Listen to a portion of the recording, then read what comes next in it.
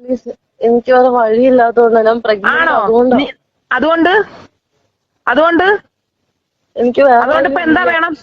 അതൊന്നും എനിക്കറിയേണ്ട ആവശ്യമില്ല. നിനക്ക് എന്തെങ്കിലും പറയണമെങ്കിൽ പോലീസ് സ്റ്റേഷനിൽ വന്ന് പറഞ്ഞാൽ മതി. പറഞ്ഞ മനസ്സിലായാ?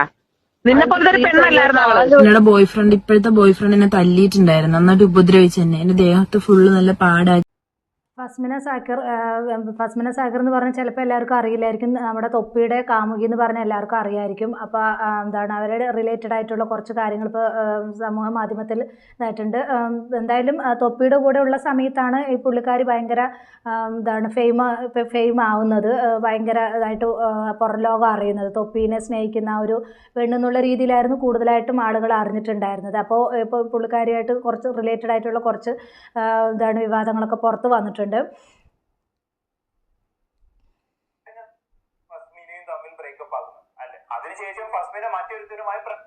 തൊപ്പിയും ഫസ്മിനയും തമ്മിൽ ബ്രേക്കപ്പ് ആയതിനു ശേഷം ഫസ്മിന് വേറൊരു ആളുമായിട്ട് എന്താണ് റിലേഷൻ ആയിരുന്നു. പിന്നെ എന്താണ് കാമുകനുമായിട്ട് ഇവർ എന്തോ കുറച്ച് സുഹൃത്തുക്കളൊക്കെ കൂടി ഒരുമിച്ചിട്ടൊരു ഫ്ലാറ്റിലാണെന്നൊക്കെ പറയുന്നുണ്ടായിരുന്നു. ഇവർ എല്ലാവരും കുറച്ച് പേര് തമ്മിൽ ഒരുമിച്ചാണ് താമസിക്കുന്നതെന്നൊക്കെ പറയുന്നുണ്ടായിരുന്നു. അപ്പോൾ എന്തായാലും ഫസ്മിനയും എന്താണ് കാമുകനും തമ്മിലുള്ളൊരു ചെറിയൊരു റീലുണ്ട്. അപ്പോൾ അതൊന്ന് നമുക്ക് കണ്ടിട്ട് വരട്ടെ, ഒന്ന് കണ്ടു നോക്കൂ.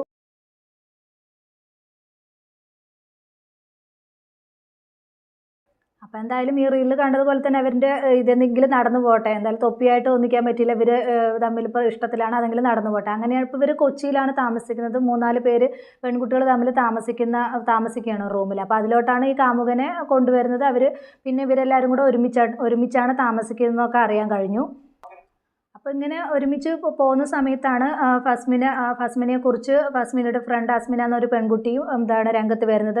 എന്താണ് ഈ ഫസ്മിനെക്കുറിച്ചും അതുപോലെ തന്നെ ഇപ്പോഴത്തെ കാമുകനെക്കുറിച്ചും എന്താണ് കുറച്ച് കാര്യങ്ങൾ അസ്മിന പറയുന്നുണ്ട്, കുറേ കാര്യങ്ങൾ പറയുന്നുണ്ട്, എന്തൊക്കെയോ ഇതൊക്കെ. അപ്പോൾ നമുക്ക് ആ കൂട്ടുകാർ പറയുന്ന കുറച്ച് കാര്യങ്ങളുണ്ട് കേട്ടോ. അപ്പോൾ അതൊന്ന് നമുക്കൊന്ന് കണ്ടിട്ട് വരാം, ഒന്ന് കണ്ടു നോക്കൂ. ഇപ്പോഴത്തെ ബോയ്ഫ്രണ്ട് എന്നെ തല്ലിയിട്ടുണ്ടായിരുന്നു, നന്നായിട്ട് ഉപദ്രവിച്ചു എന്നെ. എന്റെ ദേഹത്ത് ഫുള്ള് നല്ല പാടാക്കി, നല്ലപോലെ ഉപദ്രവിച്ച്.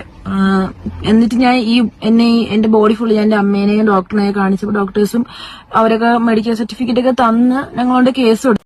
ഫസ്മിനയുടെ കാമുകൻ എന്നെ ഉപദ്രവിച്ചു എന്നൊക്കെയാണ് പറയുന്നത്. അപ്പോൾ അതുപോലെ തന്നെ കേസും കൊടുത്തിട്ടുണ്ടെന്ന് പറയുന്നുണ്ട്. അപ്പോൾ നിങ്ങൾക്കൊരു ഡൗട്ട് ഉണ്ടാകും, എന്തിനായിരിക്കും ഈ കൂട്ടുകാർ, ഇപ്പോൾ ഒരു കാരണമില്ലാതെ ഒരാളും അടിക്കില്ലല്ലോ, അപ്പോൾ എന്തിനായിരിക്കും അടിച്ചെന്നുള്ളൊരു സംശയം നിങ്ങൾക്ക് ഉണ്ടാവും. എന്തായാലും അതിലേക്കാണ് ഇപ്പോൾ വരുന്നത്. അപ്പോൾ അതിൻ്റേതായിട്ടുള്ള കുറച്ച് വോയിസ് ക്ലിപ്പ്, ഈ പെൺകുട്ടിയുടെ വോയിസ് ക്ലിപ്പ് പുറത്ത് വന്നിട്ടുണ്ട്. അപ്പോൾ ആ ഒരു വോയിസ് ക്ലിപ്പ് നമുക്കൊന്ന് കേട്ടിട്ട് വരാം കേട്ടോ, ഒന്ന് കേട്ട് നോക്കൂ. ഫസ്മിന വേറെ കുറച്ച് പെൺപിള്ളേരൊക്കെ ആയിട്ട്, അപ്പോൾ ഫസ്മിന ഇതേ കണക്ക് ഇവനെ 2 ദിവസം പരിചയപ്പെട്ട് അന്ന് എന്നെ വീട്ടിൽ കൊണ്ടുവന്ന് സ്റ്റേ ആക്കി. എന്നിട്ട് ഇവനെ പറഞ്ഞിട്ടില്ല. എന്നിട്ട് അത് കഴിഞ്ഞിട്ട് കുറച്ച് ദിവസം കഴിഞ്ഞപ്പോഴത്തേക്കും ഇങ്ങനെ വീട് മാറുന്നൊരു ഇതായി, അങ്ങോട്ടും ഇങ്ങോട്ടും എല്ലാവരും അടിയായപ്പോൾ ഇവള് പറഞ്ഞ് എല്ലാവരും വീട് മാറിക്കോ, ഇവിടെ നിൽക്കണ്ടെന്ന് പറഞ്ഞു. അപ്പോൾ ഞങ്ങൾ ഓക്കെ വീട് മാറാമെന്ന് വെച്ച് നമുക്ക് ഇവളിങ്ങനെ കുറേ ടോക്ക് എടുത്തിട്ട് ഇവിടുന്ന് എന്തൊക്കെ മോട്ടിച്ചിട്ടുണ്ടാവും, ഇവളെ പൈസ, ഇവിടെ ഞങ്ങൾക്ക് പച്ചക്കറിയുടെ ഇതിൻ്റെയൊക്കെ കണക്കൊക്കെ പറഞ്ഞു കുറേ. ശരിയടി, നീ ഞങ്ങൾക്ക് മേടിച്ചെന്ന് എല്ലാ പൈസ ഞങ്ങൾ തിരിച്ചു തരാൻ പറയുമ്പോൾ ഇവള് എൻ്റെ ഫാമിലിയെ ചീത്ത വിളിച്ചു. അപ്പോൾ ഈ ഷിബിരി എന്ന് പറഞ്ഞ ചെറുക്ക അവിടെ നിന്ന് വീഡിയോ എടുക്കുമായിരുന്നു. അങ്ങനെ അത് കണ്ടപ്പോൾ ഞാൻ അതെനിക്ക് വീഡിയോ എടുക്കേണ്ട ഒരു ആവശ്യമില്ല എന്ന് പറഞ്ഞു. എന്നിട്ട് ഞാൻ റൂമിനകത്തോട്ട് കയറിപ്പോയപ്പോൾ ഇവ റൂമിനകത്തേക്ക് വന്നിട്ട് റൂം ലോക്ക് ചെയ്ത്. അപ്പോൾ ആ റൂമിനകത്ത് ഞാനിവനും മാത്രം, ബാക്കി എല്ലാവരും പുറത്ത് നിന്നുകൊണ്ട് കൊട്ടയായിരുന്നു. ഇവൻ തുറന്നു കൊടുത്തില്ല. എന്നിട്ട് ഇവൻ എന്നെ ബാഗ് എടുത്തിട്ട് മണ്ടയ്ക്ക് എറിഞ്ഞ് എന്നെ കുറേ ഉപദ്രവിച്ച് എൻ്റെ ദേഹത്ത് ഫുള്ള് പാടാക്കി.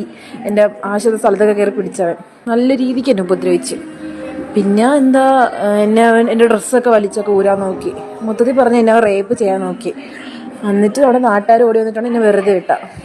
പറയുന്നത് റൂമിൻ്റെ തർക്കമായിരുന്നു. ഒരു എന്താണെങ്കിലും 3-4 പേര് ഇരുന്നിട്ട് അതിലൊരാണും വരുന്ന സമയത്ത് സ്വാഭാവികമായിട്ടും അവിടെ പല പ്രശ്നങ്ങൾ വരും. പിന്നെ അങ്ങോട്ടും ഇങ്ങോട്ടും അതും പറഞ്ഞ് ഇവർ തമ്മിൽ പ്രശ്നങ്ങളായി. അങ്ങനെയാണ് അടിയും പിടിയായി. പിന്നെ റൂമിലോട്ട് കൊണ്ടുപോയി അസ്മിനിയെ റേപ്പ് ചെയ്യാൻ ശ്രമിച്ചു എന്നൊക്കെയാണ് പെൺകുട്ടി പറയുന്നത്. അപ്പോൾ നാട്ടുകാരൊക്കെ വന്നതിന് ശേഷമാണ് പുള്ളിക്കാരിയെ വിട്ടത് എന്നൊക്കെയാണ് പറയുന്നത്. അങ്ങനെയുള്ള കാര്യങ്ങളൊക്കെ നടന്നു. അതിന് റൂമിനെ സംബന്ധിച്ചിട്ടുള്ള പ്രശ്നങ്ങളായിരുന്നു അവർ തമ്മിലുണ്ടായിരുന്നത്. ാണ് അസ്മിന പോലീസ് സ്റ്റേഷനിൽ കംപ്ലൈൻറ്റ് കൊടുക്കുന്നത്. അപ്പോൾ അതിനെ സംബന്ധിച്ച് അസ്മിനയുടെ ഉമ്മയെ വിളിച്ച് സംസാരിച്ചിട്ടുണ്ടായിരുന്നു. അപ്പോൾ ആ ഒരു വോയിസ് ക്ലിപ്പാണ് നിങ്ങൾ കേട്ടിട്ടുണ്ടായിരുന്നത്. അപ്പോൾ നമുക്ക് എന്തായാലും ആ ഒരു ക്ലിപ്പും കൂടെ നമുക്കൊന്ന് കേട്ടിട്ട് വരുമെന്ന് കേട്ടോ. അതുകൊണ്ട് ഇപ്പൊ എന്താ വേണം? അതൊന്നും എനിക്കറിയേണ്ട ആവശ്യമില്ല. നിനക്ക് എന്തെങ്കിലും പറയണമെങ്കിൽ പോലീസ് സ്റ്റേഷനിൽ വന്ന് പറഞ്ഞാൽ മതി. പറഞ്ഞ മനസ്സിലായാ? നിന്നെ പോലത്തെ ഒരു പെണ്ണല്ലായിരുന്നു അവള്. കാല് പിടിക്കാം. എന്റെ കാലും കയ്യൊന്നും നീ പിടിക്കുകയൊന്നും വേണ്ട. നീ എന്റെ കാലും നിന്നെ പോലത്തെ ഒരു പെങ്കൊച്ചല്ലായിരുന്നു അത്. നിനക്ക് ഇത്രയും ദിവസം ബോധത ഉണ്ടായില്ലേ? നീ എന്നെ പറ്റി എന്താണ് ഈ കരുതിയത്? എന്റെ മോള് നിന്റെ കൂടെ വന്നപ്പോ ഞാൻ അഴിച്ചു വിട്ടിരിക്കണം നീ വിചാരിച്ചായിരുന്നാ? നിന്നെ പോലെ അഴിച്ചു വിട്ടിരിക്കണമെന്ന് വിചാരിച്ചായിരുന്നാ? നിന്റെ വീട്ടിൽ എന്റെ ആങ്ങളമാര് പോവാഞ്ഞതിന്റെ കാര്യം എന്താണെന്ന് അറിയാമോ? നിന്നെ പിന്നെ നാടനില്ലാതെ ഏരിയ മൊത്തം അഴിച്ചു വിട്ടിരിക്കണം എന്നാ നാട്ടുകാർ മൊത്തവും പറഞ്ഞു. അതുകൊണ്ടാ നീ നാളെ പോലീസ് സ്റ്റേഷനിൽ വന്ന് അവരോട് സിയോട് സംസാരിച്ചാൽ മതി. നീ എന്നോട് സംസാരിക്കാനായിട്ട് നിൽക്കണ്ട.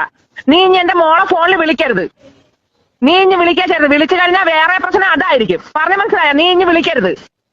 എന്തായാലും ഇവിടെ വരെ എത്തിയിട്ടുണ്ട് കാര്യങ്ങളൊക്കെ. അപ്പോൾ ഫസ്മിന് പറഞ്ഞത് നിങ്ങൾ ശ്രദ്ധിച്ചിട്ടുണ്ടാവും, ഞാൻ പ്രഗ്നൻ്റ് ആണ്. ആദ്യം കോളിൽ പറയുന്നുണ്ട് ഞാൻ പ്രഗ്നൻ്റ് ആണ് എന്നൊക്കെ പറയുന്നുണ്ട്. അപ്പോൾ എന്ത് തന്നെയാണെങ്കിലും എന്താണ് ഇവിടെ അഴിച്ചു വിട്ടിരിക്കേണ്ടതൊക്കെയാണ് നാട്ടുകാർ പറഞ്ഞതെന്നൊക്കെ പറയുന്നുണ്ട്. അപ്പം നമ്മൾ പഠിപ്പിൻ്റെ കാര്യങ്ങളോ എന്തെങ്കിലുമൊക്കെയാണ് നമ്മൾ ഒരുമിച്ച് നമ്മൾ മക്കളെ വിടുമല്ലോ, ആ ഒരു രീതിയിൽ മക്കളെ വിട്ടു. അതിൻ്റെ ഇടയ്ക്ക് ഈ ഒരു കാമുകനെ കൊണ്ടുവന്ന് വലിച്ചിട്ട് അങ്ങനെയാണ് പ്രശ്നങ്ങളൊക്കെ ഇവിടെ നടക്കുന്നത്. അപ്പോൾ അതിനിടയിൽ പ്രഗ്നൻ്റ് എന്നും പറയുന്നുണ്ട്. ഇതിപ്പോൾ പ്രഗ്നൻ്റ് എന്ന് പറയുന്നത് നമുക്ക് എത്രത്തോളം സത്യമാണെന്നൊന്നും പറയാൻ പറ്റില്ല. ഇപ്പോൾ എന്താണ് റേപ്പ് കേസിനായിരിക്കും ആ കൂട്ടുകാരി എന്തായാലും കേസ് കൊടുത്തിട്ടുണ്ട്. അപ്പോൾ സ്വന്തം ചെറുക്കൻ പെടുന്ന സമയത്ത് അതിൽ നിന്നും ഇതാകാൻ വേണ്ടിയിട്ട് പല നുണകളും ഇറക്കും. അപ്പോൾ അതിൻ്റെ ഭാഗമായിട്ടാണോ ഈ ഒരു നുണ ഇറക്കിയിരിക്കുന്നതെന്നും പറയാൻ പറ്റില്ല. അപ്പോൾ ഇവർ എന്താ പറയുക, സത്യം അവനവൻ്റെ സേഫ്റ്റിക്ക് വേണ്ടി ഏതറ്റം വരെയും പോകുന്നുള്ള രീതിയാണ് ഇപ്പോഴത്തെ തലമുറ എന്ന് പറയുന്നത് തന്നെ. ആരെയും വിശ്വസിക്കാൻ പറ്റാത്ത കാലമാണ്. അപ്പോൾ പ്രഗ്നൻ്റ് എന്ന് പറയുന്നതൊക്കെ എത്രത്തോളം ശരിയാണെന്നൊന്നും പറയാൻ പറ്റില്ല. എന്ത് തന്നെയാണെങ്കിലും ഇപ്പോൾ തൊപ്പിയായിട്ട് വിവാദമൊക്കെ കഴിഞ്ഞതിന് ശേഷം ഇപ്പോൾ അടുത്ത വിവാദമായിട്ട് എന്തായാലും പുള്ളിക്കാരി ഇറങ്ങിയിട്ടുണ്ട്. ഇപ്പോൾ ഇതൊക്കെ ഇനിയിപ്പോൾ എത്രത്തോളം എവിടം വരെ പോകുന്നൊന്നും അറിയില്ല. അപ്പോൾ എന്ത് തന്നെയാണെങ്കിലും എനിക്ക് പറയാനുള്ളത്, എന്തിനാ വെറുതെ ഇങ്ങനെയുള്ള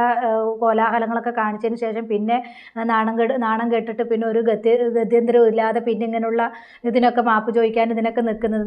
നല്ല രീതിയിൽ അവർ റൂം മാറിയതാണെങ്കിൽ ഒരു പ്രശ്നം ഉണ്ടാവില്ലല്ലോ. ഇങ്ങനെയുള്ള കാര്യങ്ങളിലൊക്കെ എന്തിനാണ് വെറുതെ ഇങ്ങനെ കൊണ്ടുപോയി തല വയ്ക്കുന്നതാണ് എനിക്ക് ഈ ഒരു അവസരത്തിൽ പറയാനുള്ളത്. ഇതേ ഫസ്മിൻ്റെ തന്നെ അസ്മിയായിട്ട് സംസാരിക്കുന്ന കുറച്ച് വോയിസ് ക്ലിപ്പും കൂടെ ഉണ്ട്. അതും കൂടെ നമുക്കൊന്ന് കേട്ടിട്ട് വരാം. ഒന്ന് കേട്ട് നോക്കൂ. എന്തുകൊണ്ടാ കിട്ടാത്തേ? എനിക്കറിയില്ല. ഞാൻ എന്നെ തല്ലിയനല്ലേ കേസ് കൊടുത്തേ, ഉപദ്രവിച്ചേ. അണിയാണ് എനിക്ക് പാടൊക്കെ കാണിച്ചു തന്നെ. എനിക്കറിയില്ല ഇതിന്റെ ബോഡിയിൽ പാടുണ്ടെന്ന്. പിന്നെ ഞാൻ റൂമിൽ നിന്ന് ഡ്രസ്സൊക്കെ മാറ്റാൻ ബോഡി ഫുൾ അവൻ പാടാക്കിയേക്കും. അവൻ എന്നെ ചെയ്യാത്ത ഒന്നുമില്ല വാസി. എന്തോ എന്റെ വയറ്റിലൊക്കെ ചവിട്ടിയായിരുന്നു. എന്റെ പൊന്നുമോളെ എന്റെ അച്ഛനെ വളർത്തിയിട്ടോ. ഞാൻ ഒരിക്കലും അച്ഛൻ കള്ളസത്യം ഇടാറില്ല എന്റെ അച്ഛനെ വെച്ച്. എന്നെ എന്താ എന്തോ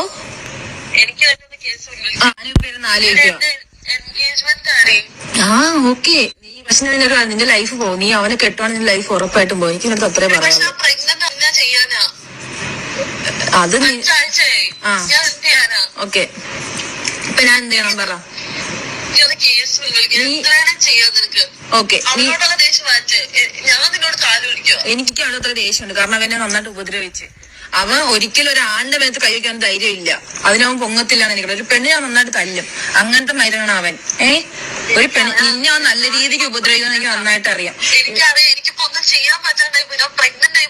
എടീ നീ പ്രഗ്നന്റ് ആണ് ഓക്കെ. പക്ഷെ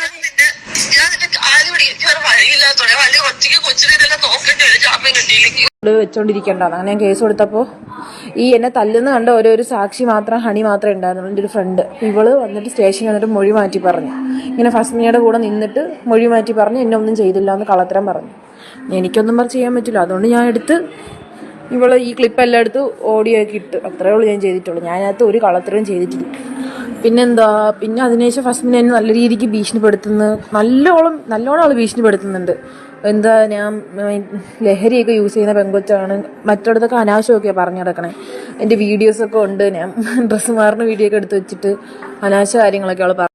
എന്തായാലും ഇപ്പോൾ പുള്ളിക്കാരി പ്രഗ്നൻ്റ് ഉണ്ട്, 5 ആഴ്ച പ്രഗ്നൻ്റ് ആണെന്നൊക്കെയാണ് പറയുന്നത്. അതുപോലെ തന്നെ ഇപ്പോൾ അസ്മിന് കേസ് കൊടുത്തു എന്ന് പറയുന്നുണ്ടല്ലോ. അപ്പോൾ കേസ് കൊടുത്ത സമയത്ത് ദൃക്സാക്ഷിയായിട്ടുള്ള ഒരു പെൺകുട്ടി ഉണ്ടായിരുന്നു. ആ പെൺകുട്ടി മൊഴി മാറ്റി എന്നൊക്കെയാണ് പറയുന്നത്. അപ്പോൾ അതുകൊണ്ട് തന്നെ ഈ കേസ് ഇതായിട്ട് പോയി എന്നാണ് പറയുന്നത്, ചീറ്റിപ്പോയി എന്നൊക്കെയാണ് പറയുന്നത്. എന്ത് തന്നെയാണെങ്കിലും എന്തൊക്കെയാണല്ലേ ലോകത്ത് നടക്കുന്നത്. നമ്മൾ വിശ്വസിച്ച് നമ്മൾ മക്കളെ ഓരോ സ്ഥലത്ത് വിടും. മക്കളെ എന്തെല്ലാം കാണിച്ചു കൂട്ടുന്നത് എന്തൊക്കെയോ എന്താ പറയുക, അങ്ങനെയാണ് കാലം. ഇനിയിപ്പോൾ എന്ത് പറഞ്ഞിട്ടും ഇതായിട്ടും കാര്യമൊന്നുമില്ല. എന്തൊക്കെയോ ലോകത്ത് നടക്കുന്നു. പെൺകുട്ടികൾക്ക് ഇനിയെങ്കിലും കുറച്ചെങ്കിലും ബുദ്ധി ഉണ്ടാവട്ടെ എന്നാണ് ഈ ഒരു അവസരത്തിൽ എനിക്ക് പറയാനുള്ളത്. അപ്പോൾ നമ്മളിപ്പോൾ ഒരു പെൺമക്കൾ മാത്രമല്ലേ ഉള്ളൂ എന്ന് പറഞ്ഞിട്ട് ഒരു വീടെടുത്ത് അതിലേക്ക് വിടും. അവിടെ ഇങ്ങനെയുള്ള ഇതൊക്കെയാണ് നടക്കുന്നത്. പിന്നെ ഇവളെ സംബന്ധിച്ചിടത്തോളം ഇത് പറയുവാണെങ്കിൽ ഈ പുള്ളിക്കാരി അഴിച്ചു വിട്ടേക്കുകയാണെന്നാണ് പറയുന്നത്. ആരും ചോദിക്കാനും പറയാനൊന്നും ഇല്ല എന്ന് പറയുന്നു. പിന്നെ ഇപ്പോൾ ഇതിൽ കൂടുതലൊന്നും പറയാനില്ല. ഇപ്പം ഇങ്ങനെ ഒരു ഇത് കണ്ടപ്പോൾ ഞാനത് എടുത്ത് റിയാക്ട് ചെയ്തെന്നുള്ളൂ. അപ്പോൾ എത്രയുള്ള ടോപ്പിക് പുതിയൊരു ടോപ്പിക്കുമായി നമുക്ക് വീണ്ടും കാണാം.